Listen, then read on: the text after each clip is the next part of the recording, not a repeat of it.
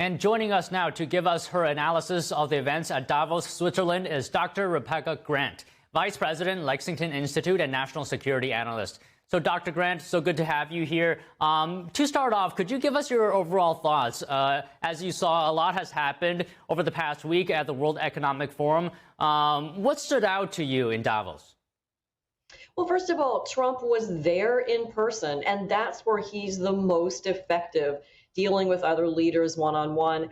And I'm also really struck that Trump can take an issue like Greenland, a highly technical issue of Golden Dome and missile defense, and in his own style, suddenly make it the #1 issue for world leaders and get a tremendous amount of progress. If they'd gone through channels, this could have taken years.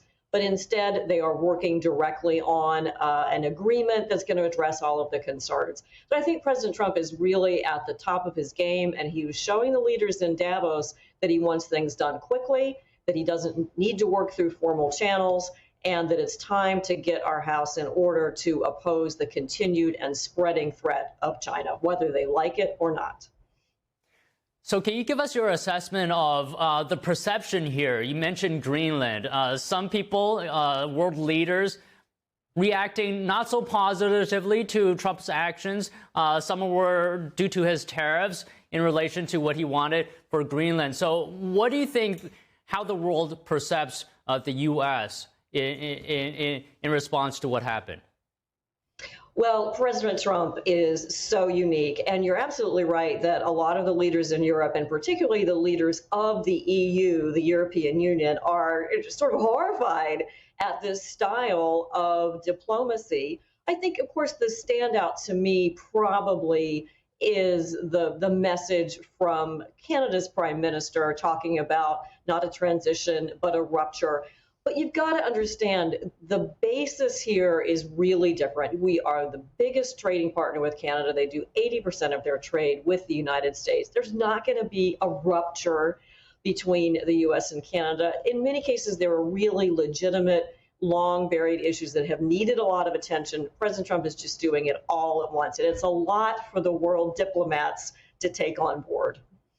Okay, Dr. Grant, on Canada, what do you make of the statement by the Canadian Prime Minister who said the rules-based order is fading? And this is in reference to the U.S. What do you make of that statement?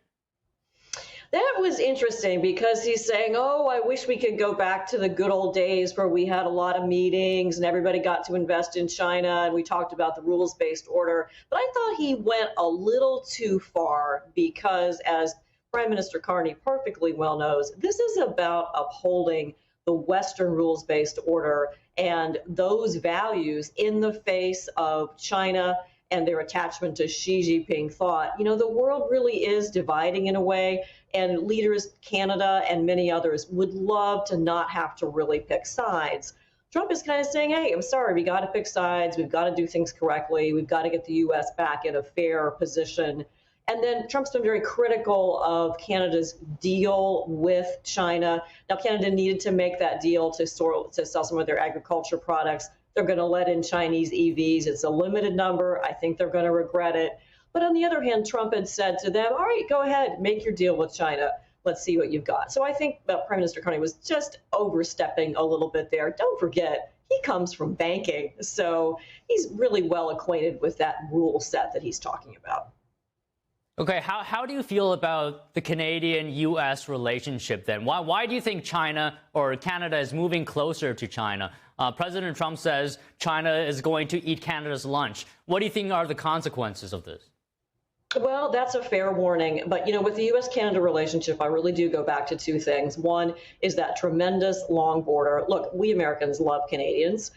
And the 80% of Canada's trade is with the U.S. They're also a very key trading partner for the United States. We have a lot of companies that do business across the border there. The other big thing, of course, is defense. And Canada is our partner in NORAD, the defense of North America.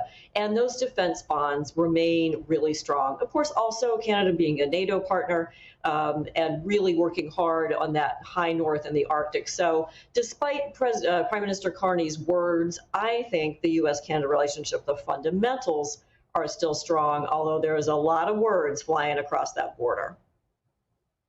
Okay, I want to jump back to Greenland for a moment here, because President Trump said he's working on a deal where the U.S. would have total access to Greenland and with no time limit. He didn't say whether that would entail ownership, but can the U.S. achieve all of its security goals in regards to, China, Russia, without actually owning Greenland? They can, because the national security goal here is base access, but it is also making sure that China does not get in there and get the mineral rights. Greenland is kind of a geologist's treasure house, whether it's oil reserves under the ice or the critical minerals and rare earths that they have. What we don't want to see in the really long-term picture is Greenland slowly slipping into the Chinese realm. Now, then back to Trump's number one priority, which of course is Golden Dome and air and missile defense. I mean, Greenland is the front door to the US, to Canada. That polar route is the attack route for Russian or Chinese bombers and missiles. And it is essential that the US can put whatever surveillance and other forces it needs up in Greenland to make sure that we can protect North America. Okay, Dr. Grant, just real quick, one last thing. Where do you stand on the position of the Trump administration that if the U.S. does not take Greenland, that China or Russia will? Oh, we've seen the fact that China has tried to get in there with investment and that Russia has its forces near there. China has a submarine going under the Arctic. So that is a genuine threat. And look, Trump is negotiating. He's going to get what he wants. And his number one priority is an arrangement with Greenland that keeps the United States and Canada secure. All right, Dr. Grant, it's such a pleasure to speak with you as always. Thank you so much. Thank you.